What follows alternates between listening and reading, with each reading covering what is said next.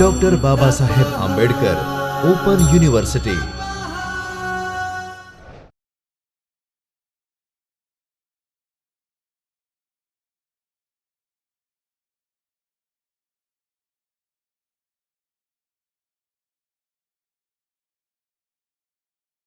नमस्कार, मेरा नाम आशुतोष बहुगुणा है। मैं सर्टीन में एज ए साइंटिस्ट डी कार्यरत हूँ। आज हम cyber security initiatives in India विषय पर चर्चा करेंगे। So today we have a learning objectives in this session about the cyber security initiatives in India. We will discuss the role of Indian Computer Emergency Response Team. We will see the information security education and awareness program initiated by the Government of India. You may be aware about the Digital India program. So Digital India program is launched by the Government of India with a vision which is centered on three key areas, that are digital infrastructure as a utility to every citizen. Every citizen should have access to the digital infrastructure. Another is the government and services on demand over the ICT network to be provided. And third is the empowerment of the citizens of India. So digital empowerment of the citizens of India. So these are the three key areas on which the vision of Digital India is centered. So the key concern about is the cyber security.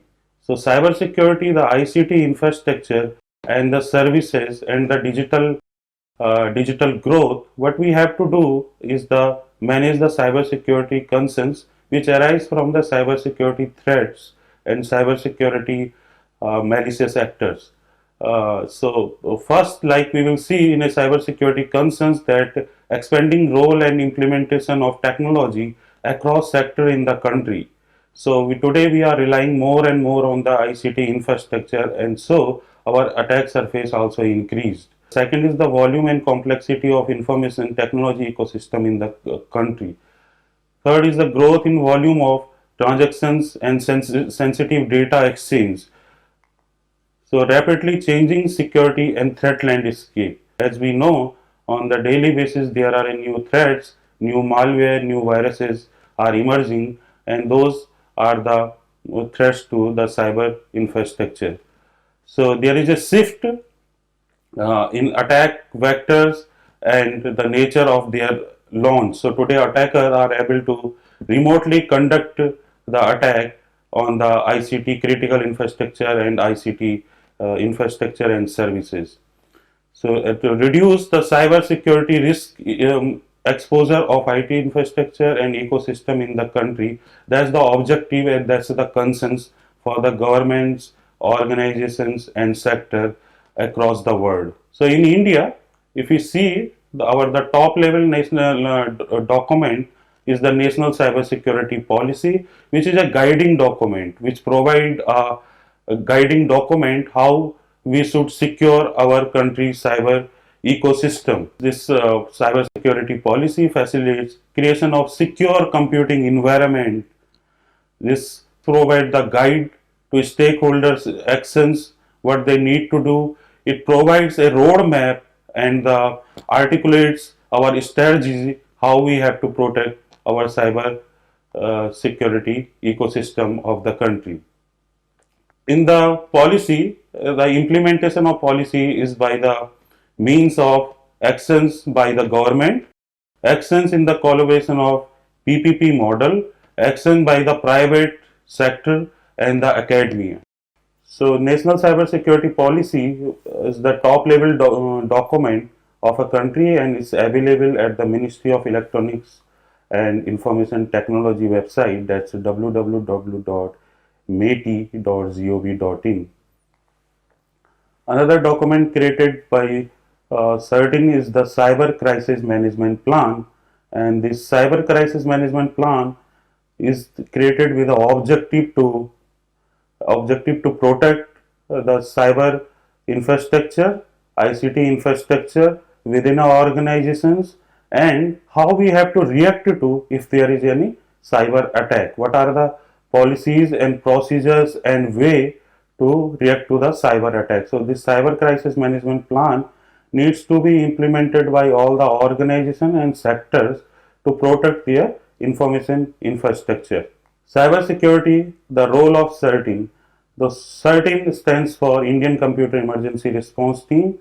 And usually all the countries having a national level CERTs, their role is to respond to the primary role is to respond to the cybersecurity incidents in their constituency. So for the national CERT, constituency is the whole country.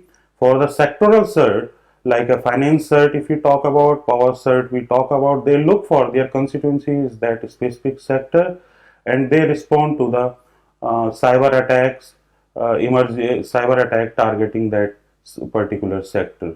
So for the country India, we have a national CERT, that's the CERT-IN.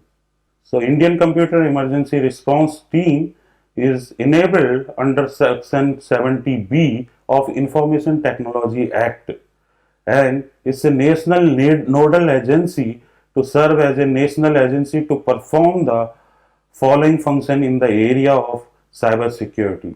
So prime responsibility is to respond to the cyber security incidents, then collection of the data related to the cyber threats, then the roles and responsibilities of the CERTIN are defined in the Act under Section 70B.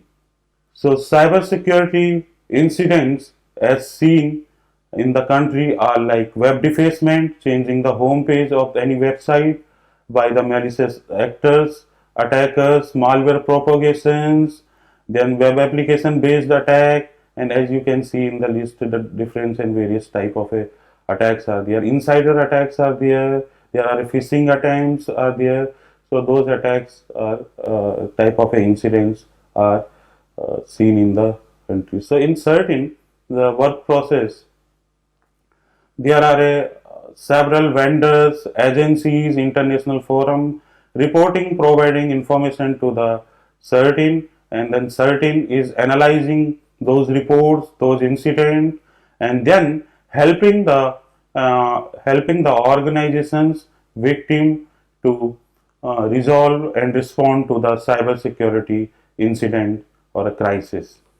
So at CERTIN, we are promoting the best practices such as the how to securing the web server guidelines, antivirus best practices, handling the malware cases is there, platform specific guidelines such as the Linux based, Windows security based, perimeter security guidelines such as on a firewall, intrusion prevention system, intrusion detection system, securing the home computers for the users, parents, businesses, children's, how to be secure online, and security assurance framework that when we are doing something, we have to get a confidence that we are doing it right. That's the security assurance framework. CERTIN is conducting cybersecurity exercises and participating in cybersecurity exercises on a regular basis. There are mock drills, cybersecurity drills conducted regularly at the national level. There are tabletop exercises conducted for various organizations and critical sector entities. National exercises, multilateral, international, bilateral exercises with international partners, and sector specific exercises like the for a finance sector, for the power sector, those exercises are conducted. The CERTIN initiative is the cybersecurity mock drills, national, bilateral, and multilateral with international partner, national partner on a regular basis. Skilled and qualified IT security auditors are impaneled by CERTIN by taking a skill verification test, and CERTIN is also publishing the computer security guidelines for compliance across government organizations and other sectors. CERTIN also set up information exchange with sectoral CERT, CISOs, Chief Information Security Officers of critical infrastructure organization, ISPs, vendors, and there is an initiative of botnet tracking, malware analysis, and the cleaning and takedown of the command and control server and the system set up by the attackers. So certain on regular basis tracking the websites for any defacement, any malicious activity, any intrusions, and certain also doing the network behavior analysis for distributed denial of service attacks, virus, worm infections. There is a regular vulnerability tracking and the analysis of those vulnerabilities. So regular training and awareness programs are provided for the different organizations, and those details are available on the certain websites. So certain website is www.cert-in.org.in. So those details are available there. Efforts are being made to promote security tips for the end users, how to protect and secure their desktops, laptops, mobile phones, USBs, and other devices. There is an initiative launched for the malware cleaning, botnet cleaning, and malware analysis center that's known as a Cyber Swachhata Kendra. The more details are available at the website. There is an agency which is National Critical Information Infrastructure Protection Center NCIIPC, and is set up with a vision to facilitate safe, secure, and resilient information infrastructure for critical sectors of the nations. So, mission is to protect the national critical information infrastructure of the country by this agency. There is a information security education and awareness program initiated by Ministry of Electronics and IT with the objective for building the capacity in the area of information security. So regular training programs are conducted there.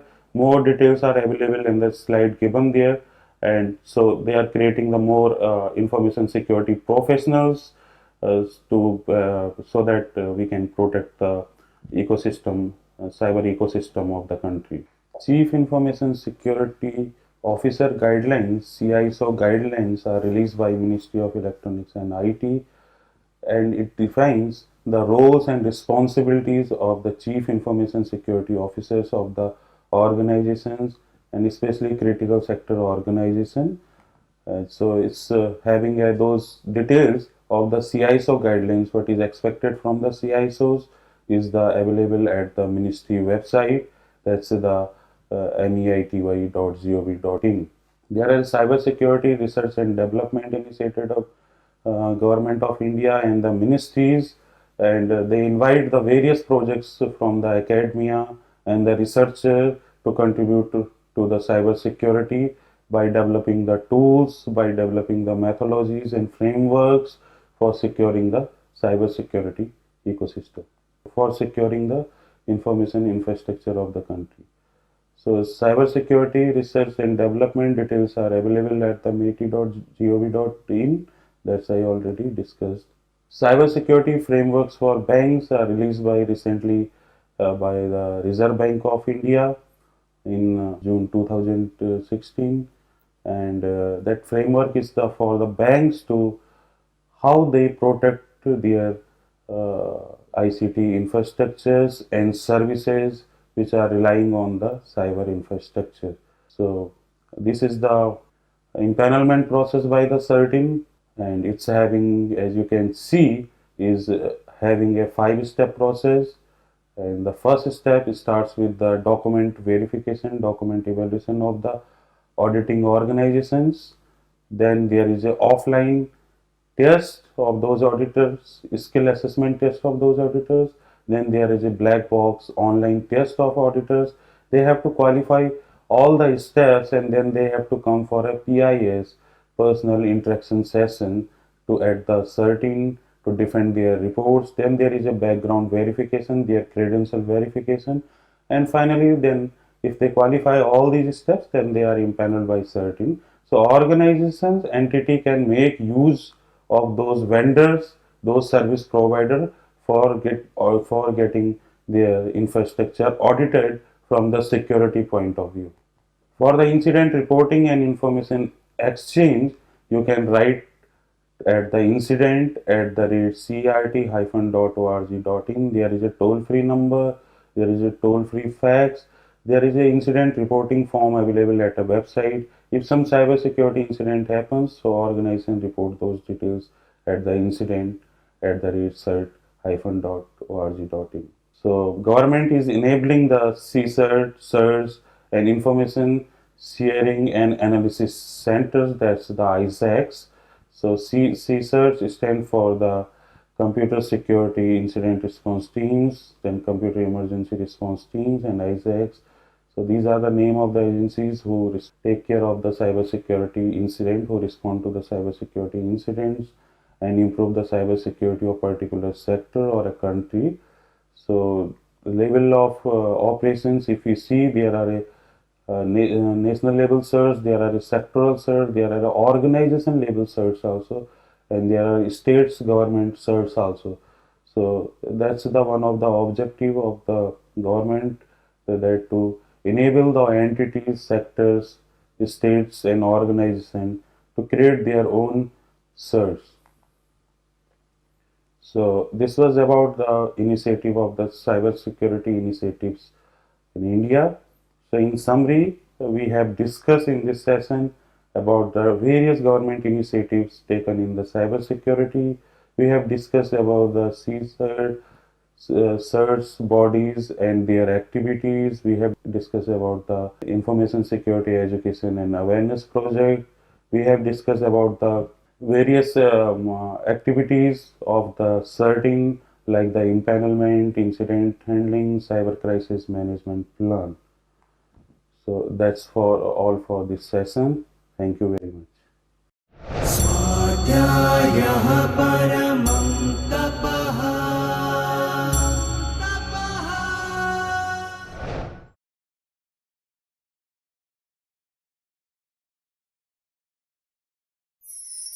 स्वाध्यायः परमं doctor Baba Saheb Ambedkar open university.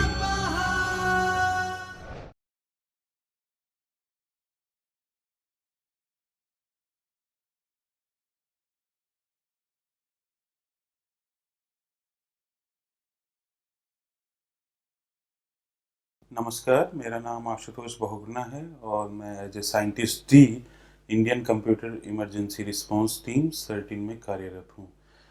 इस session में हम discuss करेंगे managing cyber security, how to manage the cyber security issues and the cyber threats. So the objective of this session is to learn about the managing cyber security, the art of managing the cyber security, cyber security frameworks, different frameworks already there which we may use or organization may use to protect self from the cyber threats.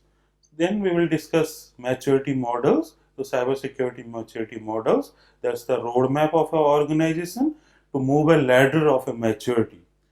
We will discuss CIS, critical security controls, 20 critical security controls.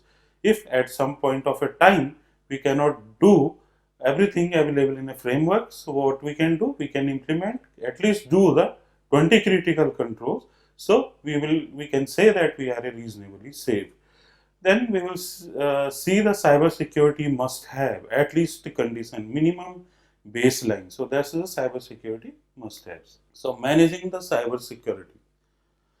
So in the managing the cyber security, is the first thing is the understanding it better. So understanding it clear. That means first thing we have to understand what the cyber security means, what our problem is that we are going to manage. So there are various terms such as information security, cyber security, IT security, or maybe others. So what is the relationship between them? Is the information security is a subset of cyber security is a subset of information security, or both are same, and what this IT security is, and then what the critical information infrastructure is, and what the national critical information infrastructure is. So first thing is that we have to be very clear what we are going to manage, what we are going to achieve.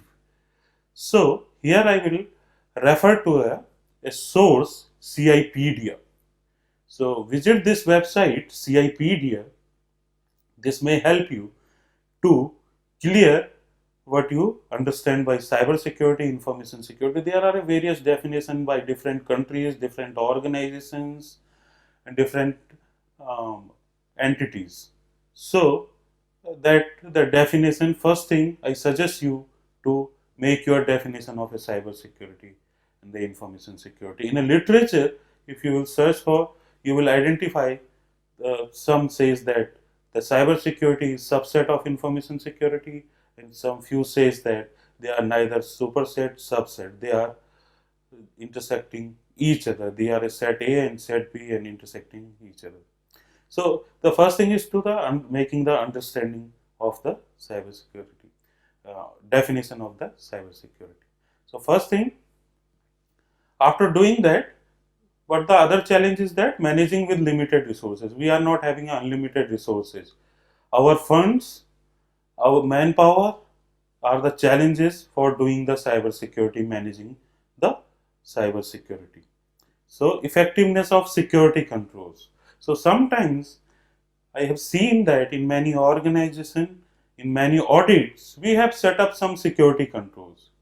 We have implemented some device, but whether that device, that security control is effective in producing the cyber security for the asset, whether that device or a control is sufficient to protect us against the cyber security threats, so that we have to analyze, get an assurance about the effectiveness of that control. So those are the managing the cyber security. So what is the information? So information and the information security. So by definition, if we will go, the information can be in any form: digital form, in a paper, the password remembered by your employee. So if we go by the information security definition, we talk about CIA: confidentiality, integrity, availability. So it should be, information should be available. A. It should be, integrity should be there. That means the information should be same as produced, and confidentiality means it should be only available to the people who are authorized to have it. So if your job is to manage information security, you can go for an information security management system. That's the ISMS. It brings the information security under control of a management. So if you are implementing information security management system, the best to go for a ISO IEC 27000 series of a standards. So 27001 is to certify the information security management system. So ultimately, what the organization has to achieve is not to protect only from the digital and the cyber threats, but also from the other threats, such as the insider threats, such as a physical penetration attempt. So all those threats, all those ways should be used to protect the information, and that's the information security. So implementing information security, when you will go through the ISO 27001, the standards 27002 speaks about the code of practices to implement the ISMS. So it says that scope, context of the organization, leadership, and then it talks about the risk management, it talks about the support, it talks about the operations control implementation, it talks about performance evaluation of your ISMS, it talks about the continuous improvement. So these things, these parameters are used for, mandatory parameters are used for implementing the ISMS. So there are controls in the ISO 27001 which organization, as per the statement of applicability, can select for the implementation. So what can the controls be? Control can be the having the encryption, can having a teleworking controls. So if you are working from remotely to the office, what type of controls should be there? So organization can select and implement those control as per the applicability of the to the organization, like a human resource security, human resource they have to do, physical security they have to do. So those controls is there. The NIST cyber security framework, if you are looking for implementing the controls and a framework for the cyber security, then you can make use of a NIST cyber security framework. So this framework you can customize as per your need.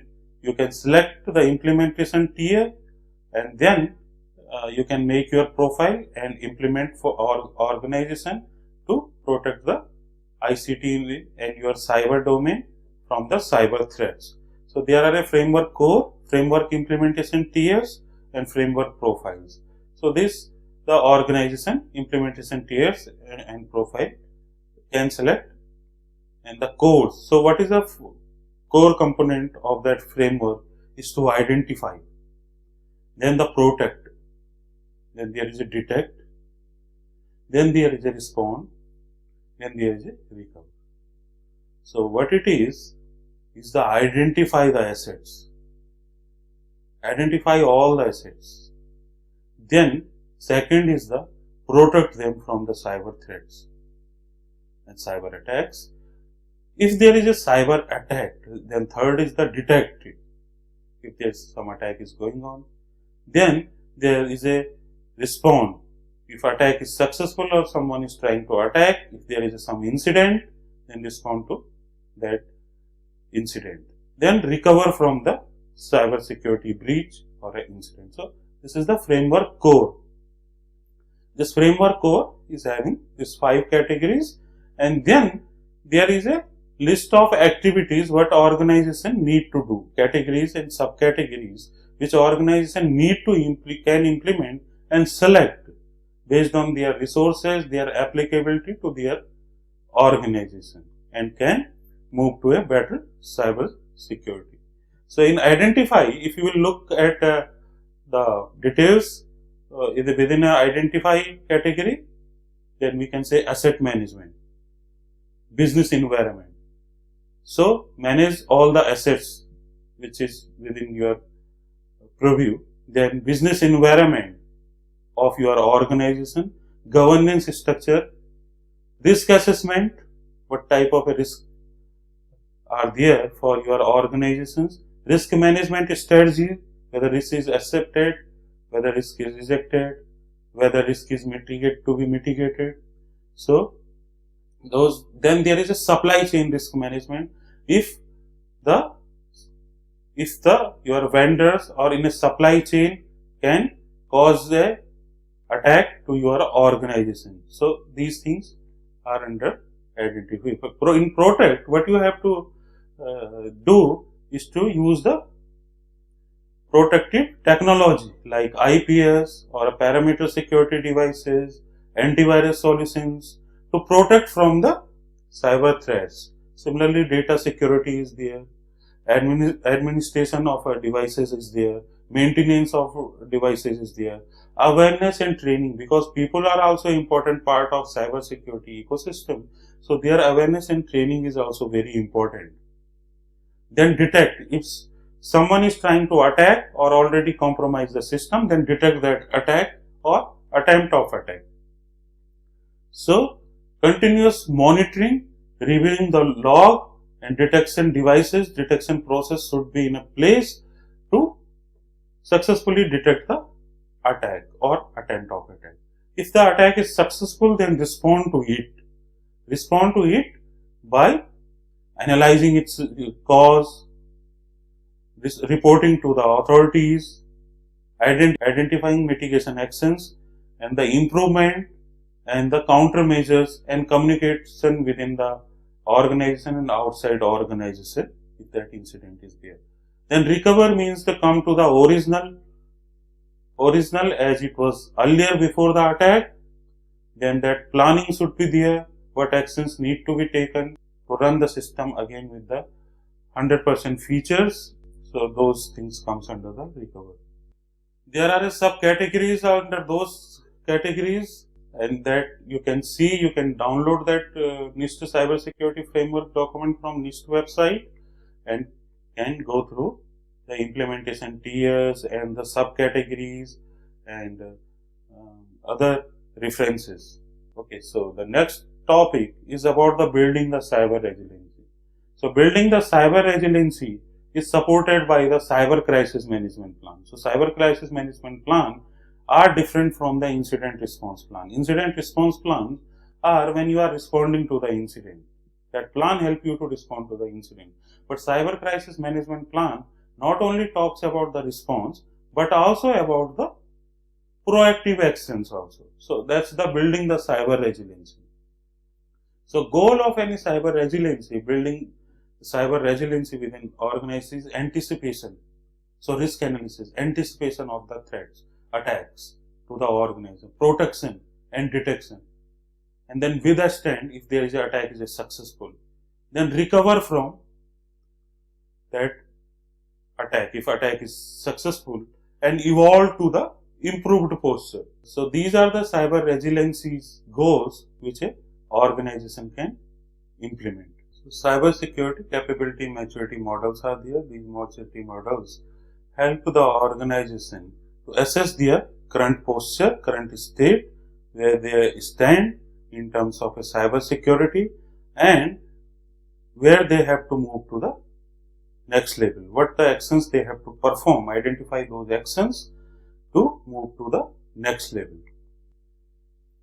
So these are there are 10 dimensions. If we look specifically to the C2M2, then it talks about those dimensions and for the capability maturity model which the organization can work on improving and assessing their current state and improving to further state. So sometimes it may be difficult for an organization to implement the complete framework or standard in one go.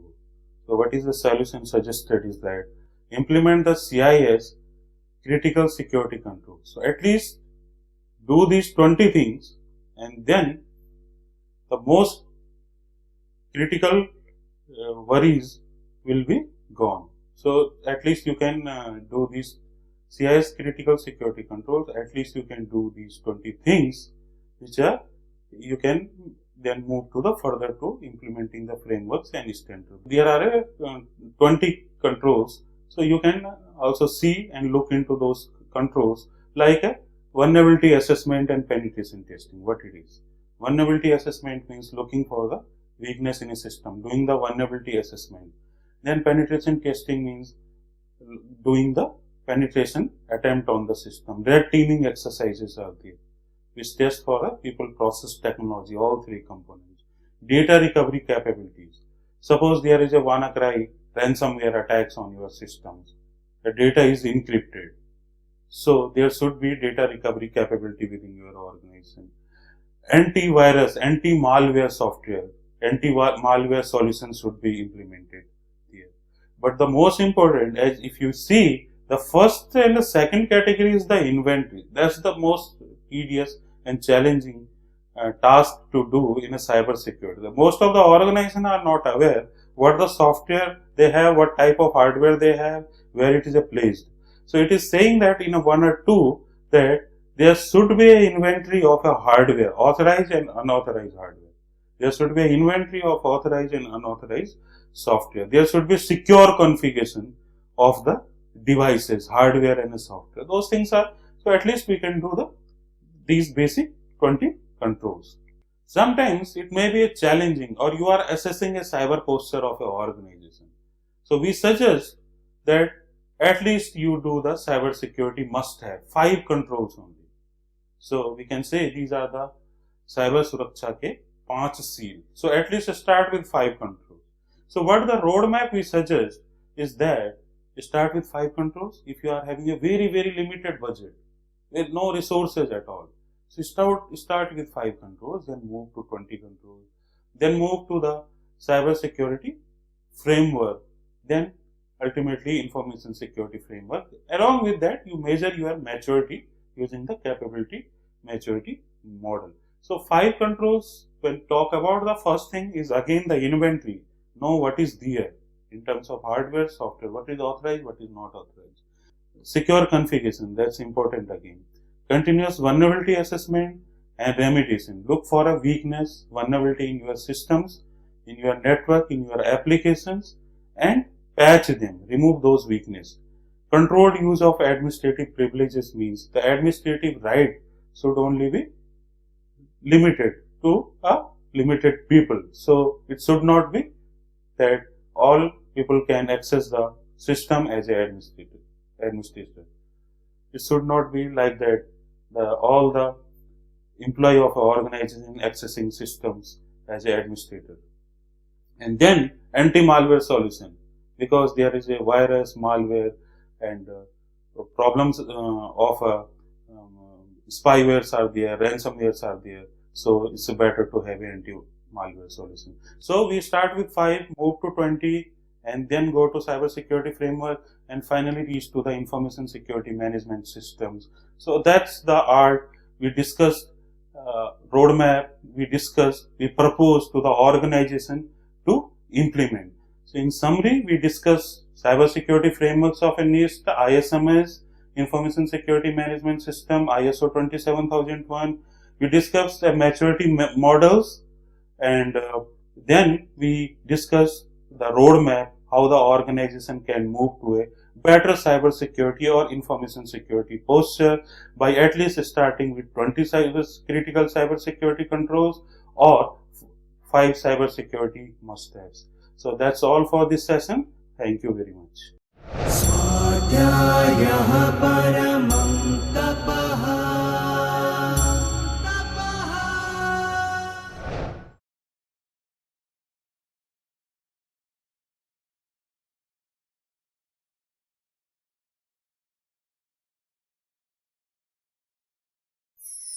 स्वाध्यायः परमं Dr. Baba Saheb Ambedkar Open University.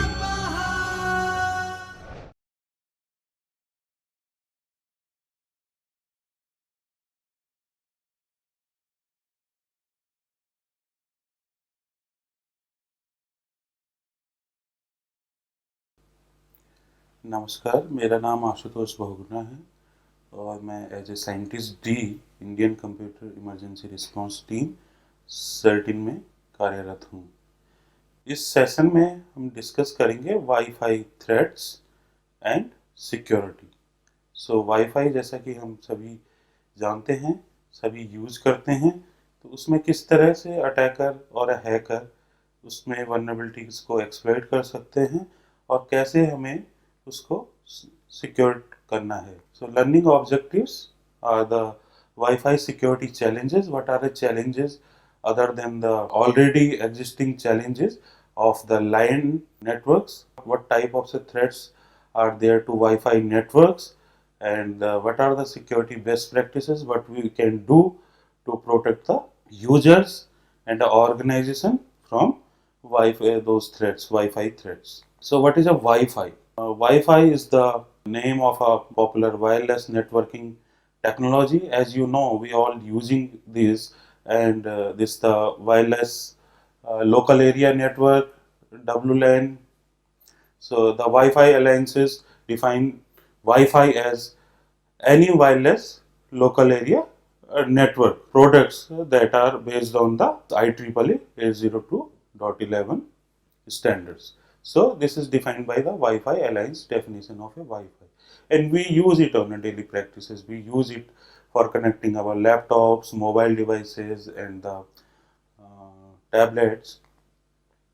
So in a Wi-Fi, what type of networking can be there? There can be a peer-to-peer networking. Peer-to-peer means the computer A is connecting to computer B, or a mobile A is connecting to the mobile B. So there is a no access point, centralized point is not there. So peer-to-peer connections are there, and the data exchange and data transfer happen over that peer-to-peer network. In infrastructure mode, the difference is that now devices are not connected directly to each other. They are connected to the access point. So network access point, Wi-Fi access point. So they are connecting to that router in an infrastructure mode. So what is a challenge that Wi-Fi and this wireless networks brings is that network not confined to wires. It's In a year, someone can even access those access point from the outside the premises of a organization or the house. So if I am using at a Wi-Fi network at my home, so that may be accessed by someone from the streets also. So if it is not properly protected, secure, and proper passwords are not there, so anyone can connect to that Wi-Fi network. So that's the issue. If we discuss about the what type of challenge is there, the open access point. Open access point means there are access points without username and without credentials, supplying credentials, without username and a password. So those are the open access points. You need not to provide any password to connect to that access point. You just connect to that access point. That's a problem. Anyone can connect to that point. Weak encryption. Weak encryption means the encryption between device and the access point. If it is a weak, what can happen? Someone can sniff the packets and the traffic, can capture that traffic and can decrypt and see what you are sending to the network. So maybe your password, maybe your sensitive information can the attacker can see. Insecure configurations. Sometimes we are not configuring the devices properly or our wireless Wi-Fi clients properly. That may result in a weakness that can be exploited. So that can be like we are not setting up a strong password in our access point. So that's the one of the challenges. So vendor default setting. Sometimes we are using default setting, default username password. We are not changing that. So vendor supply maybe the admin username password or the test username password. So and any attacker can guess those username and password and can crack and log in into the your device and then change can do the any damage and the setting. Viral SSIDs. So some SSIDs are the viral. That's not the true SSIDs of any access point. But what it is doing, it's sticking to the computers. So virus client attack. So there is a possibility of attack on mobile devices and the device connecting to the access point. We will discuss that in how that attack can happen in the coming slides. Denial of service attack. Denial of service attack means the attacker can make the Wi-Fi access point and so the Wi-Fi services unavailable to the legitimate client. So what they can do? They can use a different technique such as a jammer. So they can jam that network, they can jam that area or access point so that the legitimate users cannot connect to or access the network. Attacks on Wi-Fi networks. So open and a weak encryption. We'll see war driving and war choking and what it means. We'll see wireless crypto attacks. We will see the evil twins, setting up the evil twins attacks, rogue access points. We'll see free public Wi-Fi. That's not real. That's the viral SSID. We'll see non-SSL web application attacks using a FireSeep, and we will see the denial of service attacks on the access points. So war driving. War driving is the driving with a very slow speed, let's say 10 km per hour in some certain region, and your devices is looking for the access point, Wi-Fi access point. So your devices is identifying access point 1 is not using any password or an encryption. It's an open access point. Access point using weak encryption. So you are collecting slowly driving along and collecting all the Wi-Fi related data, Wi-Fi access point related data from that area. So that's the war driving. Similarly, war walking is there. War walking means when you are walking, carrying a laptop or a device and collecting the access point data details of that region or from the any building premises. So that's the war walking. Then if you identify any open access point, So what you can do? You can mark there, hey, here is a open access point. Hey, here is a weak encryption access point, WEP. Hey, here is a WPA2 access point. So that's a chalking, that's a marking. So people may mark at and trees, roadsides, and anywhere. That's known as a war chalking. There is an interesting this service Weagle.net, and if you visit this website, you will find out that what the people use it for. People use it for, say you find out the some open access point. So what you can do, you can go to the Weagle.net and mark that access point. Hey, here is a free internet, free open access point. So that's how there are maps, and the people are marking the access points and their status there. Okay, so that's the what people are doing if the access points are not properly protected. Wireless crypto attacks. So crypto attacks means no encryption. Okay, so your device is not using any encryption. That's dangerous. Anybody can read what you are sending to the access point, isn't it? So that's the no encryption. WEP. WEP is a protocol, encryption protocol used to come between device, client device like your mobile phone, tablet, and the access point. So this WEP is a dead. Dead means it's broken. So WEP means is equivalent to no encryption, because again the attacker can decrypt that algorithm, that encryption algorithm is broken, and the attacker can read the data communicated by the client device or the access point. There are a WPA and WPA2, latest one. There are a few vulnerabilities and few ways of targeting those also, but it's recommended that we have to use in our devices WPA2 latest algorithm of encryption for the protecting the wireless network, the Wi-Fi network. So what type of attacks are possible on a WPA, WPA2? There is a recently released this a crack attacks or a crack vulnerability.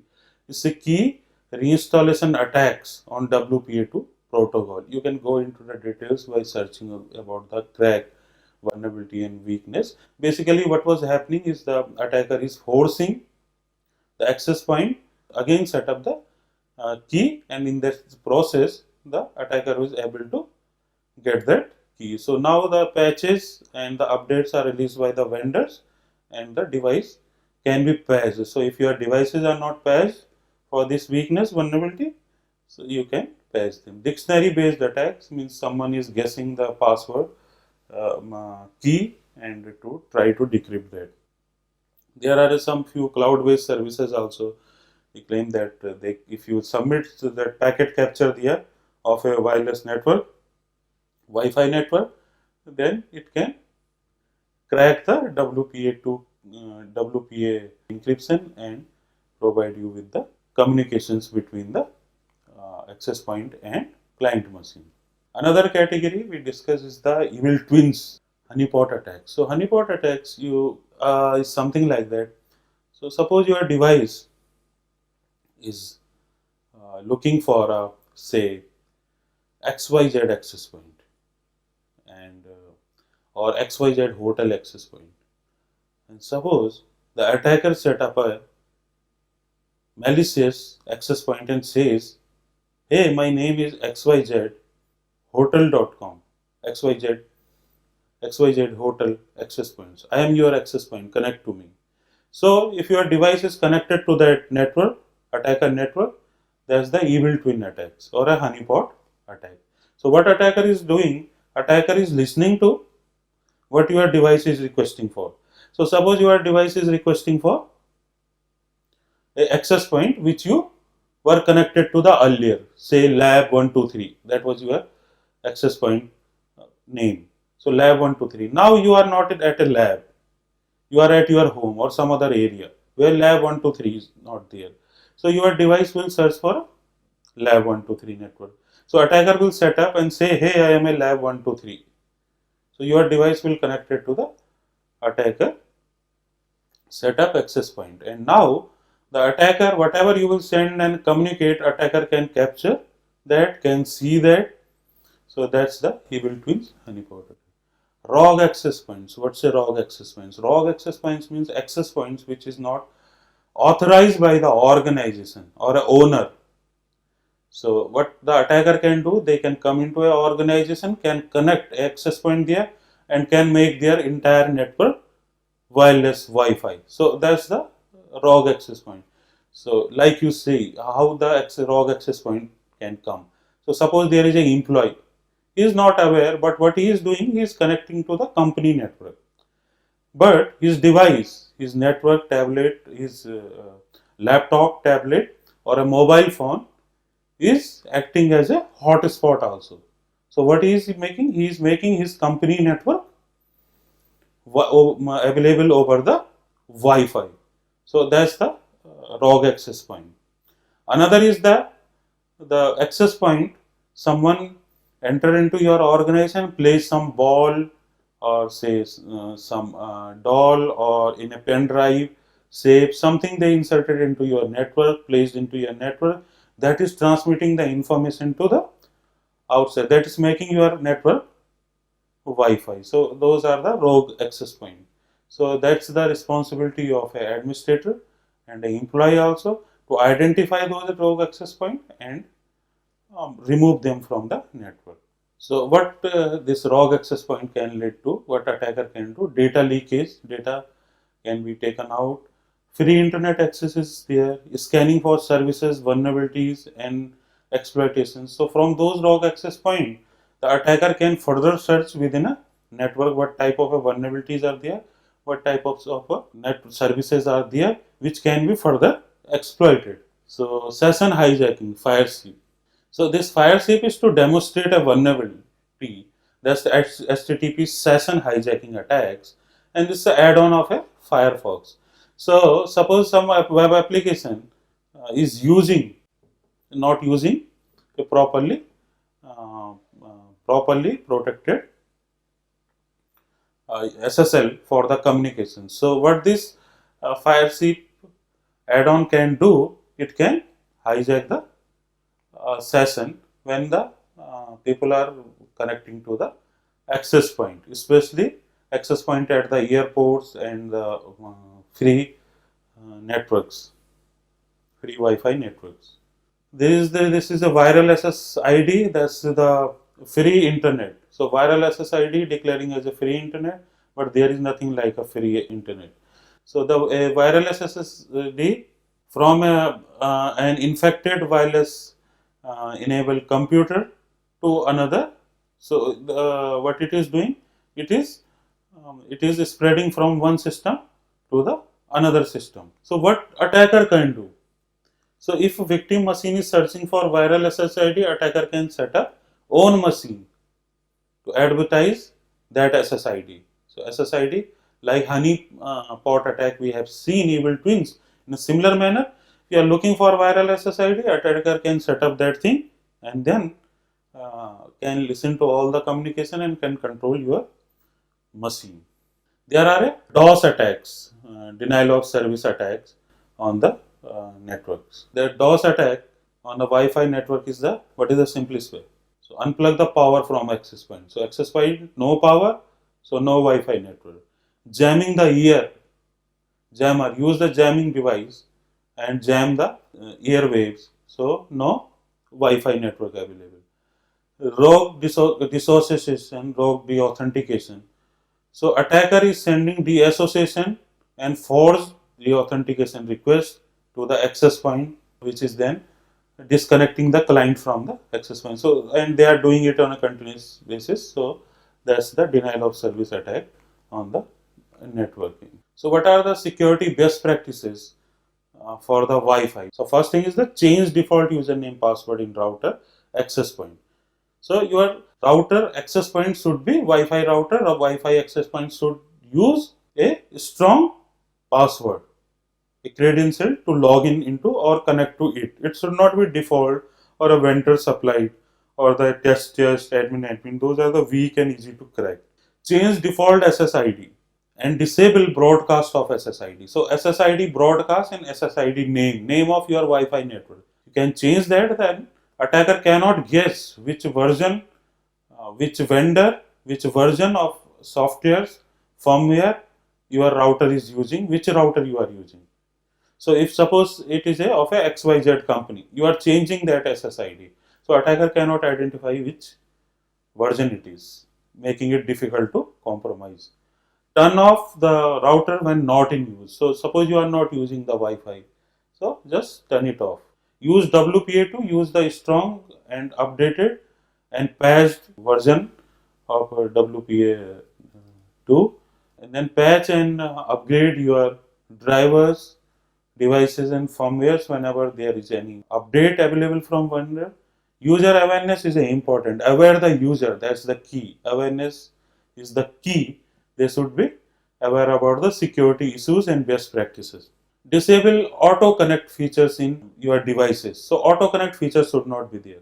Why? Because we discussed the evil twins honeypot attack, in which if auto connect is there, your device will automatically connect to that honeypot. So you should disable it, and whenever you want to connect, then only you should connect. There should be password policy. Password should be the, say your policy is the 8 character. It should have a combination of a alphabet and numbers. It should have a special character and things like that. So you can make that policy. Regular audit of a wireless environment is required if there is any vulnerability, any rogue access point. So that can be identified in the security audits of a wireless environment, Wi-Fi networks. MAC filtering can be used in some organization. The MAC filtering, the MAC address, the hardware address of the devices is used. So only the authorized devices can connect to that access point. So suppose access point will be connected from the only 10 devices jinka MAC address is specified in the access point. So only those devices can connect to that access. So monitor the ER. Finally, monitor the ER means look for any rogue access point in your environment, any client trying to connect, or any evil twin in your network. So monitor the ER for the malicious activity. This link available in is science.org reading room. It's a wonderful paper that you can go through. It's a secure approach to deploying the wireless network. So the author is there, Joseph M. Matthews. So you can go through paper. It's a nice paper. It gives you the overview of the approaches to securely deploying the wireless network. So the summary of this session is that we discussed the security challenges in a Wi-Fi environment. What type of challenges, issues are there? Then we have seen some attacks. How the attacker can compromise the Wi-Fi environment, Wi-Fi access point, Wi-Fi clients. How the attacker can exploit and then utilize it for further exploitation within an organization. Then we have discussed the countermeasures and best practices to secure our Wi-Fi network. So that's all for this session. Thank you very much. स्वाध्यायः परमं तपः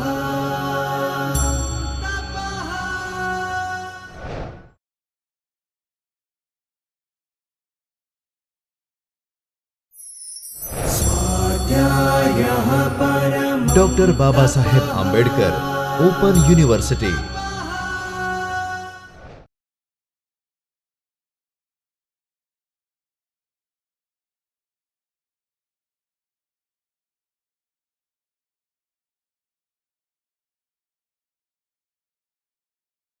नमस्कार, मेरा नाम आशुतोष बहुगुणा है और मैं as a scientist D Indian computer emergency response team cell team में कार्यरत हूँ। इस सेशन में हम चर्चा करेंगे वेब एप्लीकेशन सिक्योरिटी पर, जिसमें हम देखेंगे web application attacks and web application how we can secure the web applications. So in this session the objective is to learn about web application security issues how the attackers can compromise the web applications. There are a few myths about the web application security. We will list them and discuss them. Then finally we will see the countermeasures, how to protect our web applications. So web applications, we can see the definition here. So web application generally port 80 पे जो कि HTTP और port 443 जो कि HTTPS के लिए standard होता है पे चलती हैं और एक्सेस होती हैं. So web application is a software application that is accessed via a web browser over a network or a internet. So that's the web applications. We see that on a daily basis. You fill up some form, you see the web application of various organizations, the information is available there. You provide some information to the web application, you get some information from the web applications. So what is the web application security? So web application security is the safeguarding, protecting that web application against the cyber attacks. So that hacker cannot compromise that application or misuse that web applications. Since this web application is accessed over the internet, the malicious actors, hackers can compromise or misuse the web application. So that's why the importance of a web application security, which is safeguarding the web applications. So why the web application security is a challenge? Or we can ask a question, why web application is a favorite choice of a hackers or attackers. So in this example, if you will see, this is my valid email ID. But can you read it? No, but it's a valid for a computer program. There is a program to decode that and it's valid for it. In a similar manner, the application, web application, especially the application developed for your own or your organization, so that cannot be protected by any add-on security. So suppose we will say that we will implement the intrusion prevention system, parameter security devices and firewalls. So those things can have a limited impact on the web application security. The reason is that those devices are not tuned and cannot protect the web application device designed and developed for the purpose of your organization. So those applications are custom developed applications. Those applications is developed by you for your business, for your purpose. So that's the issue. We have to take care of the security of that web application. If there is a weakness, vulnerability in a popular applications, popular servers, so those vendors will release the patches and the updates for. But who will release the patches for the web application developed by us? It's our responsibility of an organization, owner of that web application. Another issue is in web application is the security is not priority. So generally we develop the web application with a thought that okay, we need these features and these functionality in an application, and we never consider the security in the coding, security in the design. So that's the another issue. That's the challenge in protecting the web application. Then there are different types of web application attacks, the way and the manner in which hacker can compromise your web applications. So you can visit the Open Web Application Security project, that's OWASP.org, and there are details like a OWASP security testing guide, OWASP top 10 are available there. You can go through different attacks, different threats to the web applications and how we can improve the security of the web application. In this session, we will discuss some of the attacks on a web application, popular attacks like a cross-site scripting attack, SQL injection attacks, cross-site request forgery attack, remote file inclusions, command injection attack. So there are many, but we will in this session we will discuss only these few attacks. So what is a cross-site scripting? So cross-site scripting or XSS is an attack on a web application when the web application without validating reflect back the user provided data. So it's generally in a two forms. One is the stored and another is the reflected cross-site scripting vulnerability. So what is happening in that case is that user is supplying something to the application, and without validating that or filtering out anything, application is sending it back to the user. So how this can be abused by the attacker is the XSS attack on a XSS vulnerability. That's a cross-site scripting vulnerability. So like if we see in this slide, this is a persistent cross-site scripting. Persistent means the stored cross-site scripting. What the attacker is doing, it is he will write a script and store in the database of the application. So now the victim, all the users who are visiting that website, that attacker strings will be displayed to their browser, and their browser credential, confidential information, cookies, or any other purpose the attacker can use that cross-site scripting.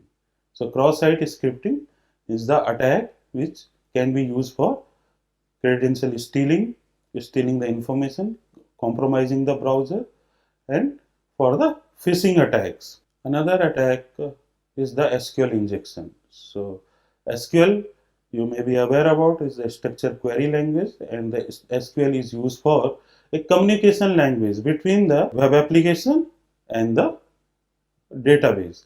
So if we need to get some data from database, we can write that in a SQL, and if you want to retrieve or store some data, we can use the SQL. So what the attacker is doing can cause, if the SQL injection vulnerability is there in a web application, that the attacker can bypass the authentication. So username, password is there, but attacker can bypass that check. Attacker can dump the complete database, can steal the sensitive information from the web application database.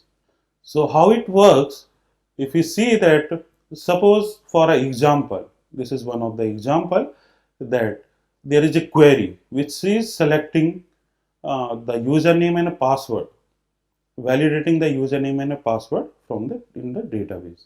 So select asterisk from the user table name, and where username is this and password is this. So suppose this query is used for the validation of a username and a password from the database.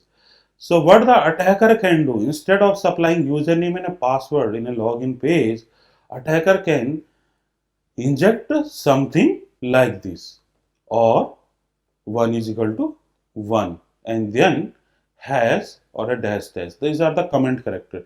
So effective query will be something else. It will be select asterisk and then code or 1 is equal to 1. Since 1 is equal to 1 is always true, the database will return true, and web application will believe that let this user be in. So attacker will be inside the application without supplying username password. The thing is that attacker is able to control and modify the SQL query. Now database is executing the query of an attacker. So attacker is injecting his string into the SQL statements. So that's the SQL injection attacks. This example what we discussed was a simple one. There are tools available for conducting automated SQL injections and dumping the complete database of the web application. Remote file inclusion.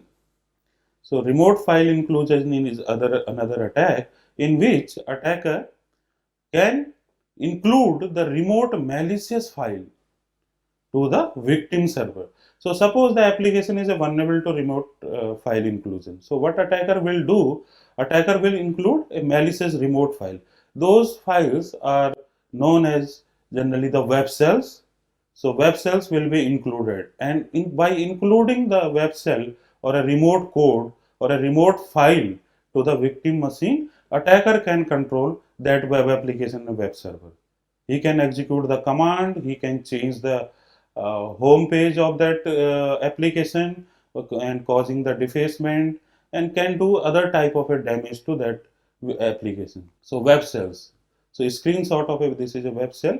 So web shells are a malicious program, a backdoors that is a favorite choice of an attacker to upload into the weak web application or include in remote file inclusion. So if this web shell is included, the victim system will provide the complete control to the attacker. OS command injection attack. Sometimes in web applications, some queries, some commands are used, system commands are used, OS commands are used because that's the requirement of the that web application. So now if your web application is not validating the input, so what attacker can do? Attacker can execute the malicious command by using the functionality provided by your web application. So that's the OS command injection. So attacker modify that, that's known as a command injection. So attacker modify your commands and execute his commands onto the, that's the weakness of a code. Another category, another attack is the cross-site request forgery. So in cross-site request forgery, like you may be aware about, like when you are going to your browser, you are opening the multiple tab. You are going to say the Google website on one tab, another say you are going to the xyz.com. So suppose there is a xyz.com is having a malicious content, and malicious content is something like the say a action of changing the password of a Google. So what can happen? So you will click on that link, or you are visiting that in another tab. The request will go to the that Google server or your email server, and it will ask to the change the password. Now that server will think that and trust this, that since a request is coming from you, so you are changing the password. But that's not true. That request was generated by xyz.com, and so by that way attacker is able to change the password. So this is only example. Google and Gmails are not vulnerable to these CSRF because they are using the better protection. But the example is that the attacker can do action on your behalf, like a log out, sell some data, do some important transaction on your behalf from the another website. So when you are visiting multiple websites, that and your main website is vulnerable to CSRF, then attacker can exploit that vulnerability by initiating action on victim's behalf. Insufficient logging and monitoring. This is recently included into the OWASP 2017 top 10, and what it says that all the web application we develop should have a logging and monitoring capability. So generally the web applications, as we discussed, is not security is not a concern and a priority. So definitely these logging and monitoring features are not enabled there. So it should be there. Logging and monitoring features should be there so that we can monitor for the attacks, we can log them, we can take the actions to improve the security of the web application. Here we will see some of the myths. So SSL protect the web application. What is the SSL? SSL is the what you see in HTTPS. So what is the purpose of the SSL? So the purpose is to protect the communication channel, not the web application. So it will only encrypt the communication from end to end, from your browser to the web application. It will not protect the web application from the other attacks and the vulnerability of a web application. Another is the firewall protect the web application. So firewall is a parameter security device. It's an on-off switch. You can allow one port or block the port. So if you are saying that you are allowing the web application, you have to allow that port 80. So the firewall, network firewall cannot protect the against that thing because you are allowing that at a port 80 or a 443. User will follow the rules. Sometimes you think that in web application we will write you have to provide a 8-character password, so user will follow that rule. The user will follow the rule, but the attacker will not follow the rule. Even they will look for bypassing the rules set up by you. Network security scanner found no vulnerability. There are a vulnerability scanners which looks for a scan for a vulnerability. So network security scanner are for the networks or infrastructure security. Web application security scanners are different. So we should scan from the web application security scanner for the vulnerabilities in web application. We have annual security audits, so our web application is safe. So that may happen. We need a continuous monitoring and continuous security audit of the web application. Only once in a year is not sufficient, because new threats may emerge, new vulnerabilities are discovered on a daily basis that can make our web application vulnerable. So what is the countermeasures? The securing the web application. The first thing is the security built in. Security should not be the add-on feature. You should not add security over once the web application is built. What you have to do, you have to consider security as integrated features from the very beginning of application development life cycle. So that's a secure software development life cycle that should be followed. Secure coding practices, secure design deployment practices should be followed for the web application security. There are resources available, as we already discussed. OWASP resources, security guide, auditing guides. OWASP top 10 is there. So these things and resources you can use to protect the web application. So OWASP top 10 application security risk 2017 is there. It discuss about injection flaws, like we discussed. SQL injection is one type of a injection flaw.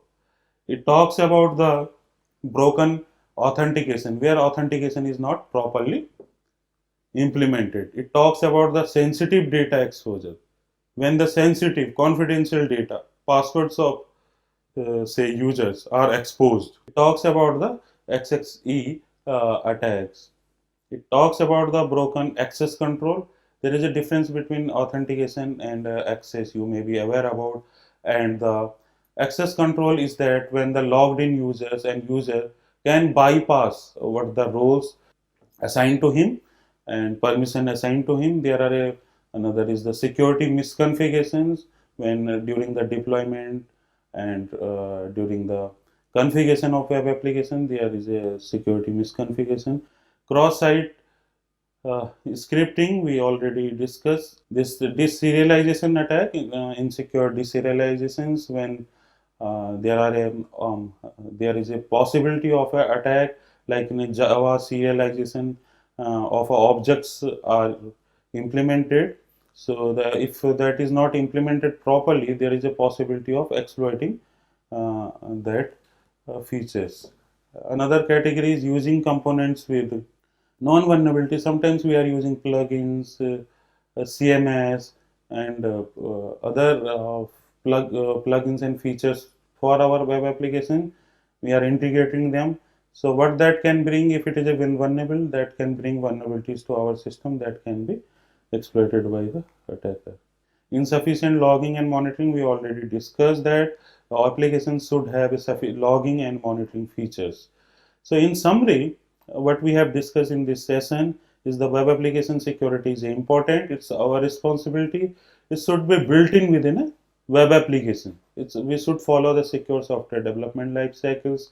We discussed some of the myths of web application security, and we have seen some attacks on the web application. So that's all for this session. Thank you. स्वाध्यायः परमं तपः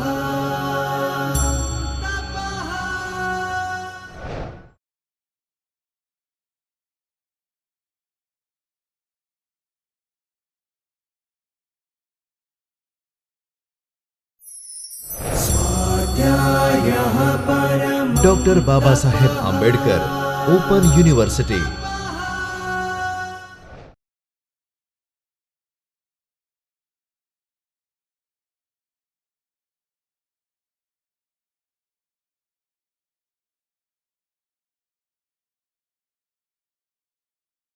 नमस्कार, मेरा नाम आशुतोष बहुगुणा है।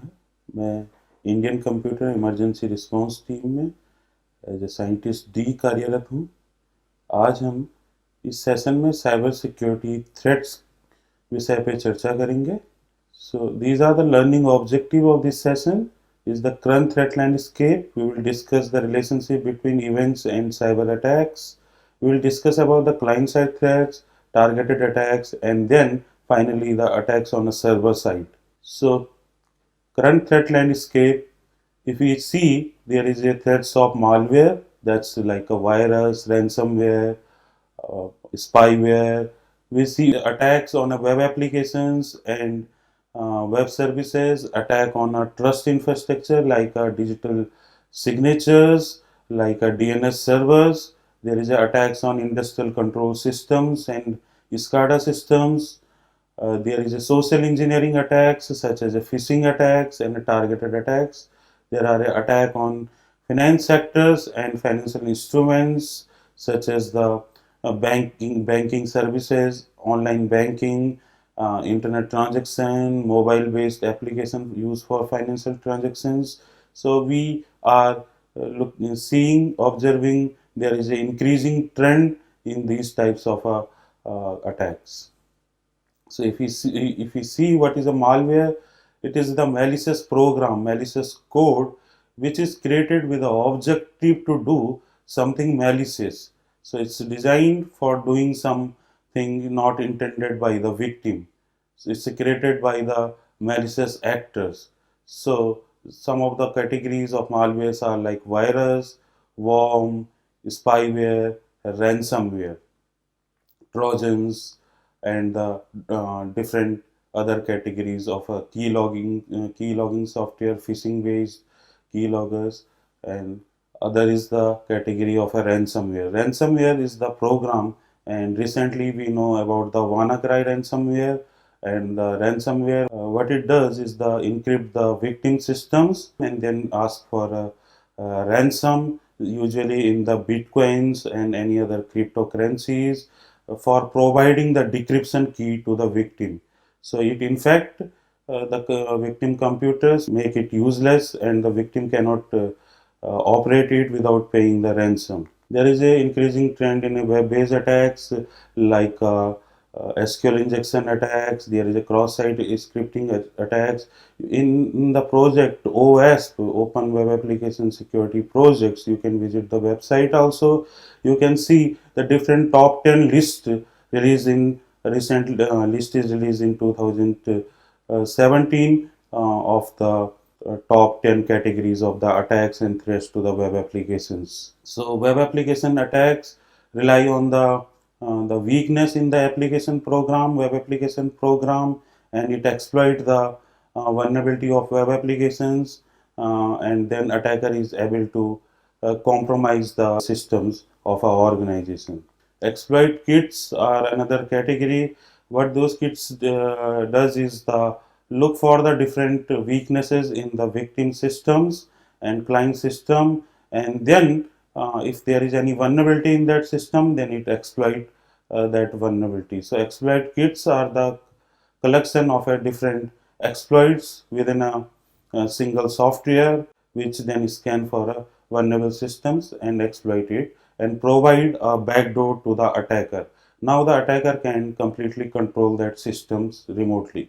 There are threats to the Internet of the Things. Internet of the Things, as you may be aware, that emerging concept where the devices, all the devices are connected to the Internet, including our refrigerator, our air conditioning systems, our car, and then there is a recent attack that's known as a Mirai botnet. So Mirai botnet was targeting the Internet of the Things devices, and it was making them to conduct a distributed denial of service attacks by compromising those weak vulnerable systems. So the exact vulnerability of those systems was that those devices were using the default credentials supplied from the vendors. So default credentials, weak credentials were there, and then attacker created this malicious program, Mirai, to infect those devices and created a botnet, a network of the compromised Internet of the Things. There is a episode of the distributed denial of service attack. Distributed denial of service attacks happen on the organization by flooding that organization services web application with a huge traffic, with a huge data from across the world through the compromise, either from the compromised systems or from the attacker machines.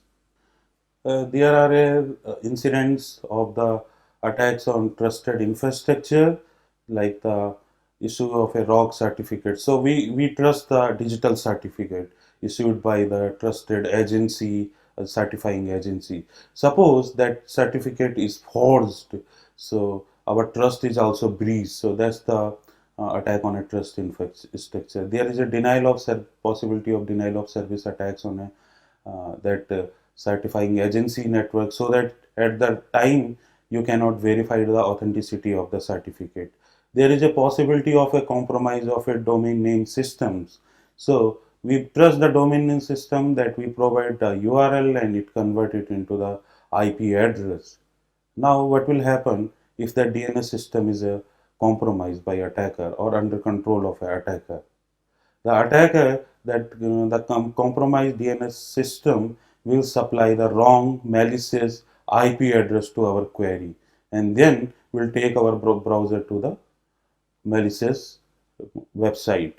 So that's the attack on a trusted infrastructure. This type of incident was seen in the uh, recent past. There is a attack using social networking site. As we know today, all the people are connected by the way of a social networking sites like a Facebook, Twitter, and other websites. They are using it as a platform to interact, especially the younger generation. So there is an attack targeting the social networking platform, such as the identity theft and creating the fake profile, fake account. There is a fake news. There is a possibility of using social networking site for controlling the botnets, the infected machines. There is a possibility of distributing the virus, malware, and the malicious phishing links to the users of the social networking sites. You may have seen this fake antivirus software. Sometimes some pop-up comes into your system and it says that your computer is under a virus attack and please install this tool to clean it. So don't believe it. It's the fake antivirus software and it's actually the malware, virus, or a spyware which is stealing the information from your system or doing harm to your system. So it's not a real antivirus, it's a fake antivirus. In the recent past, we have seen the attacks on ATM machine and point of sale systems. So on a ATM, there is a attacks by compromising the operating system, rebooting the ATM machines.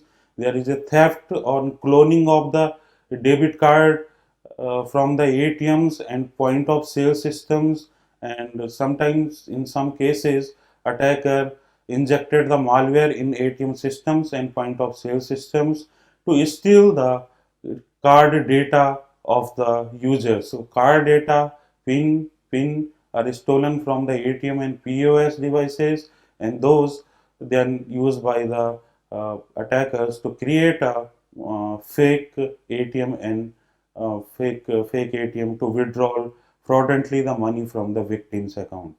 There is a attacks that's targeted on the industrial control systems. So one of the virus malware is the Stuxnet, which was targeting the nuclear power plants and other industrial control systems. So this type of the attacks, especially targeting to the critical sectors, because the critical sectors like a power, oil and gas, energy sectors, nuclear, they rely on the industrial control systems, and today the industrial control systems are connected the way to the internet. There is a possibility of attacks on those system through the internet. So those attacks are coming up. So there is a relationship between events and cyber attacks. So the relationship is that the first is the disaster induced by cyber attack. So if I will ask you the question, is it possible that cyber attack can cause the disaster? Then you will say definitely yes. It can cause cyber attack can cause the disaster. It can attack the industrial control system. It can attack on a critical infrastructure, and then can cause the disaster by causing damage to the, suppose, the hydro dam, to the nuclear plant, to the power plants. And then another dimension to look at, whenever there is a event, suppose we are hosting a Commonwealth Games or the Olympics Games or any other the disaster in a Uttarakhand, the tsunami of Himalayan tsunami of 2013. That time, whenever there is an event, the cyber attackers are using that opportunity to launch the cyber attacks with respect to, in context to that event. So that's the relationship between the events and cyber attacks. When we see what type of threats are there based on the its targets, then we can divide it into the two parts. One is the client side threats, another is the server side threats. Client side threats are the threats which is targeting your laptops, mobile phones, desktop, and the devices at the client end. This slide, if you see, this is the botnet. Botnet is the network of a compromised machines. So, and this bot master is there. He is controlling those machines through command and control servers. So, why they are compromising so many machines? They are making the botnets. Now they can sell it as a service for some malicious purpose. Suppose for sending the spam messages, suppose for launching DDoS attacks and the other malicious intentions. So that's why the attackers are looking for vulnerable systems for making their botnets. How the problem is coming to the client side devices is the drive-by download is one of the reason. That's the unintended download. You do not want to download that malicious software, but somehow it's making a way to your client side device, your mobile phone, your laptop, and providing the backdoor to the attacker. There is an attack on vulnerable client side softwares like a PDF if it is not properly patched, PDF readers, Microsoft Office. There is a Java if it is a vulnerable versions, client side web browsers are the plugins are the target of the attacker to compromise on the mobile phones and the client side devices. Targeted attacks is another category. Targeted attacks are generally conducted for espionage purpose, stealing the sensitive informations. So targeted attacks is when attacker is only looking for you, especially looking for you or your organization to steal the sensitive information. So those targeted attacks comes in forms of, we can say, the spear phishing attacks or the watering hole attack. There are different techniques when they are looking for a specific target to compromise. So those threats are known as a targeted attacks, advanced persistent threats. So then there is a mobile counterpart. We already had a problem with the laptops and desktops. There is a mobile threats also. So like a Gitmo is used in the mobile phone. Use is a banking malware which targeted the internet banking users by compromising their devices. So Gitmo is the similar for mobile version of that malware. So mobile version, whenever the user will visit a banking or a net banking from a mobile device, this Gitmo will keylog the username and password and send it to the attacker. So these are the mobile threats. You may be aware about this quick response code. It's usually used for the connecting the offline and online media. So instead of typing complete URL, what you can do from your mobile phone or tablet, you can point to this QR quick response code and then automatically URL is encoded there and it will take your browser to the encoded website. But what will happen if that encoded URL is the malicious URL? So already the phishing was a problem. So now this in a quick response code we cannot see anything. So our browser can be taken to the phishing website or a malicious website by the attacker by using a quick response code. So these were the client side threats. We have to follow the best cybersecurity practices. We have to follow the cyber hygiene rules to protect our client side devices. Then there is a server side threat. Server side threats means the attack on the web application, attack on the servers like a mail servers like domain name systems and the web services provided by the organizations. So attack on those server-side devices and server-side infrastructures, we classify it as a server-side threats. So in a summary of this session is that we discussed about the various type of cybersecurity threats, and then we talked about there is a relationship between the events and cyber attacks. We discussed the various type of attacks and methodology adopted by attacker to compromise the client-side devices. We have seen the targeted attacks when the attackers are especially cyber attackers are especially looking for the specific organization or specific people to compromise their systems or to gain information. Thank you. स्वाध्यायः परमं तपः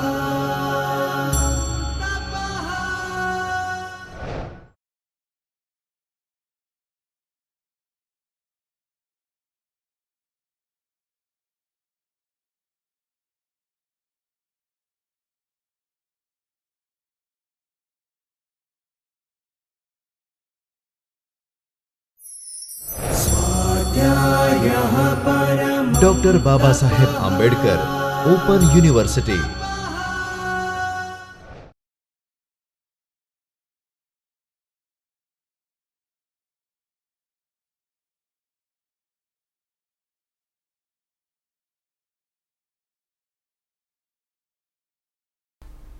नमस्कार, मेरा नाम आशुतोष बहुगुणा है और मैं certain में as a scientist D कार्यरत हूँ। आज हम इंट्रूजन डिटेक्शन सिस्टम विषय पर चर्चा करेंगे। So the learning objective of this session intrusion detection system is to understand what the intrusion detection system is and what the intrusion prevention systems are. So components of IDS we will discuss. The IDS stand for intrusion detection system, IPS stands for intrusion prevention systems. We will discuss the types of the IDS, then we will discuss the incident handling process if something is detected by the intrusion detection system or prevented by the intrusion prevention system. So how we have to handle that incident or a intrusion. So coming to the basic definitions, what is a intrusion detection system? So basically what is a intrusion? Intrusion is someone is attempting or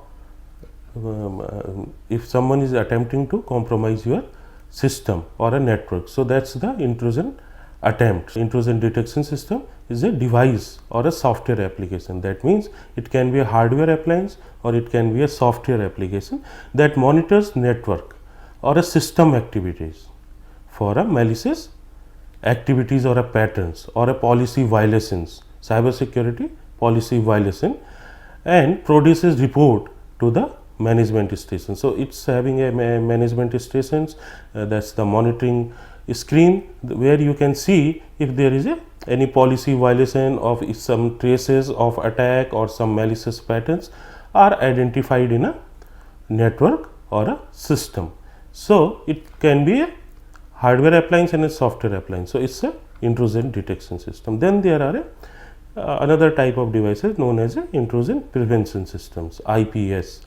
So it's a device, it could be a hardware appliance, a device, or a software application that could be installed in your desktop machine, and that monitors network or a system activity. Again the same, it's also monitoring the network or system activity, looking for malicious activities or a policy violation. So it's also looking for any malicious patterns, malicious activity, and any policy violation, the implemented policy violation, and takes initiative actions to prevent or stop unwanted traffic or unwanted behavior. So that's the difference between intrusion detection and prevention system. In a detection system, there is the device will not take any preventive actions. If it detects something, it will just report it.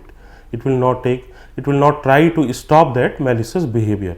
But in case of intrusion prevention system, it will detect and then will go one step further by either stopping that or preventing that malicious activity. So that's the difference between intrusion detection systems and intrusion prevention systems. There are different devices, appliances and software available in a commercial and open source also, so that can be used as a intrusion detection system and a intrusion prevention system. So, key definition to understand when we talks about the intrusion detection system and intrusion prevention systems are the sensors. What the sensors are? Then there are analyzers. So, what the sensors are? So, sensor are basically, it will sense for a malicious traffic, it will sense for a malicious behavior. So, that's the sensor. So, these software or these appliances known as sensors are to collect the data. It detects the potential security breach and log that and send it to the analyzer for the analysis. So, and then what the analyzer will do? Analyzer will collect data from all the sensors and then determine if there is intrusion and if there is a policy violation and how it should be handled, whether the alert should be generated or not. So, that is the role of an analyzer. Then there is a signature based detection that we have to understand. What is a signature based detection? So, think that we have a database of a malicious signatures, malicious patterns, and if something comes up and then we can match it to the database and find out whether it is malicious or not. That is the signature based detection, and that is the how most of the antivirus solution also works. It works on a signature based database detection. So, we are having a malicious strings in our database, malicious patterns, what is a malicious, and then when it comes, then using the signature based detection. So, it detect whether the given particular situation is a malicious or not. So, that is the signature based detection. Then there is a anomaly based intrusion detection. So, anomaly means there is a no signatures. What it is looking for, whether the system is working as expected or is there is a any deviation in a pattern. So, if there is an anomaly, is there the deviation in a pattern, it may classify it as an anomaly and may go for a further analysis for that behavior. So, that is the anomaly based intrusion detection. So, some of the ideas IPS devices are signature based, some are anomaly, few are hybrid also, that is the having a both signature and anomaly based intrusion detection. We will come what are their advantages and disadvantages are of the approaches. Then there are adaptive systems. So, what the adaptive systems are? Adaptive systems are the system which learns based on the environment. So, it learns based on the environment, particular environment of that organization it is placed, and based on that environment it set a baseline that okay, this is the normal behavior, normal traffic pattern, normal systems behavior.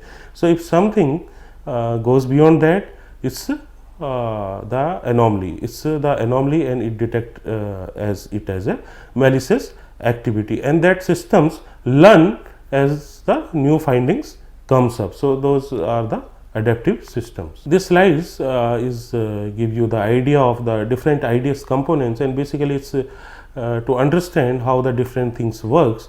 So, for the what are the inputs for the intrusion detection system? Definitely it could be the network traffic, it is the critical files, it is the log files of a systems, and then it is collected by the sensors, traffic collector. It is forwarded to the analysis engine. In an analysis engine, it is analyzed and then it is reported on a dashboard of that device or a software application, that if there is any alert or the analysis performed by that device. So, these are the different components of intrusion detection. So, where it should be placed, the intrusion detection, should it be inside the organization, should it be installed in a desktop system, should it be in a servers or in a network. So, there are types of intrusion detection system. So, like a network intrusion detection system. So, network intrusion detection systems, NIDS, are placed in a network which is having a visibility in the traffic which is going out or inside that network segment, maybe at your internet, maybe before your firewall, after your firewall, maybe on some critical LAN segment, maybe at a DMZ. So, those devices look for a traffic, what is going out, what is going in that network segment, and that match it if it is a signature based detection, match it with the signature database to identify any malicious activity. If it is an anomaly based, then it will follow the anomaly based detection approach. So, those are the network intrusion detection systems, NIDs. Those devices are placed at a network level. Then there are a host based intrusion detection system. In a host based intrusion detection systems is installed in a host. So, what it will look for? It will look for it will monitor for a activity on that client system and a servers, and it will look for the files, critical files, logs of that systems, and it will try to identify if there is anything malicious, and if it detects anything malicious, then it will report it to the reporting system. That is the dashboard of that HIDS. So, it could be installed on your laptops and desktops as a host based intrusion detection system. So, as we already discussed, intrusion prevention system, it's the one step ahead of the intrusion detection system. What it will do in intrusion prevention system, it will detect. It could also be a network intrusion prevention system or a host to intrusion prevention system. So, it's the intrusion detection system basically with the capability of taking actions for a prevention. So, suppose it will detect some attack, some malicious traffic. So, what it can do? It will generate a firewall rule or block that IP address. So, that is the prevention system. It will detect some malicious file execution. So, what it will do? It will sandbox it and stop its execution. So, those type of activities to prevent the further malicious execution of that activity. So, that is the basically purpose of a intrusion prevention system. So, prevention systems goes one step ahead by doing the prevention also. So, classification, if you will do intrusion detection system and a prevention system, classification is a signature as we discussed and anomaly. So, signature based IDS are based on looking for known patterns, what we already know, then only we created the signature database. So, what the patterns, what the malicious virus patterns, malicious traffic patterns, we know that we created a database, and if something like that comes up, we match that in a database and generate the alert. In anomaly based intrusion detection system are based on tracking unknown unique behavior pattern or possible malicious activity. So, if they look for an unknown pattern, what it is, so they will investigate it and then find out for a possible malicious activity. So, at this slide we discuss about the advantages of the approaches of a signature based approach and the anomaly based approach. These are the advantages. So, what are the advantages of signature based approach?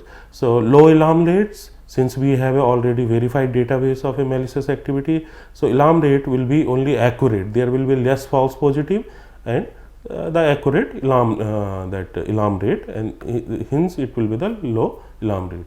So, accuracy will be there, the signature based intrusion detection system are very accurate because it is matching with the known database of malicious patterns.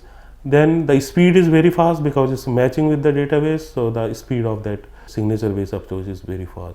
So, if you look for the advantage of anomaly based, then we see it can detect for a unknown attacks also, new behavior also can detect unknown and new behavior in a pattern. So, and it also do a detailed investigation. It is not only on a signature pattern matching, it will do the detailed analysis of the traffic. Then there are disadvantages of both the approaches, and the disadvantages are there. In a signature based attempt, of course, there is no detection for a new attacks. So, no new attacks cannot be detected since it is not available in our database. So, there is a possibility of signature bypass by evasion techniques. So, attackers may use some techniques which can bypass the pattern matching of the device or a intrusion detection systems. Then there is a need for a continuous database update for a new signature. So, we need to continuously create a signature and update database or get a feed to update our database. That is required to make it effective. Then if you see at a disadvantages of anomaly based detection, then there are lots of false positive, means since it looks for a new behavior or unknown patterns, and so that's the false positive, and that means the more work for the analyst. Then there are time and resources. So for every new patterns, the devices, the approach is going for investigation in depth. For that, then there is a time and resource intensive is this activity. So we need to have a technical people with in-depth knowledge of the cyber security skill set we need to have for the investigation of those alerts. So those are the basically some of the drawbacks of those anomalies. So if you detect something in an incident intrusion detection system, or something is reported by our intrusion prevention system, so what process we should follow? So usually the organization have the standard operating process, crisis management plan, incident response plan. So they follow that process to handle that incident. So if some pattern is detected by your device, and that's the intrusion attack, so what steps you will take? So that's the incident handling process is implemented in an organization to handle the incidents or intrusion attempts. So what is the first thing? First thing in the steps, if you look at the slides, so if you go in the main components, that the first is the report of an incident. So you get a report from somewhere, someone reported to you, or your intrusion detection system, your intrusion prevention system reported to you. Then there is a registration, you register that incident, create a unique ID and register that incident. Then there is a triage approach. So triage is term derived from the medical community, and it says that you may have hundreds of the cases, but what you will do, you will take the based on the priority. You create a priority, you create a based on the emergency. So first you will handle the priority based on the priority 1 case. So that's may have a in case of incident that may have a major impact. So that case you will handle. So that's the triage process. Then you will try to resolve the incident. You will eradicate and recovery actions, how to resolve that, how to stop that attack from spreading the further, and coordinating with the agencies, different agencies, to shut down the malicious actors, malicious websites. So those are the incident resolving. Then you will propose the actions and close the incident. Then the post analysis of the incident is also important, and that we need to do for our further learning and tuning our devices. And then finally we will submit our improvement plan, improvement proposals. So how we should be better against the emerging cyber threats and the incident we have recently seen. We also archive then in the incident in our database. We keep it in our database for further referencing. So to summarize this session, we have discussed the intrusion detection system, we have discussed the intrusion prevention system, what is the difference between them. We discussed about the different components and the type of IDS and IPS, like NIDS and host-based intrusion detection system. We discussed about how they detect the malicious attempt intrusions by anomaly or a signature based detections. And then finally we discuss about the incident response procedures, how to handle the incident or the intrusion attempt reported to your organizations. So that's all for this session. Thank you. स्वाध्यायः परमं तप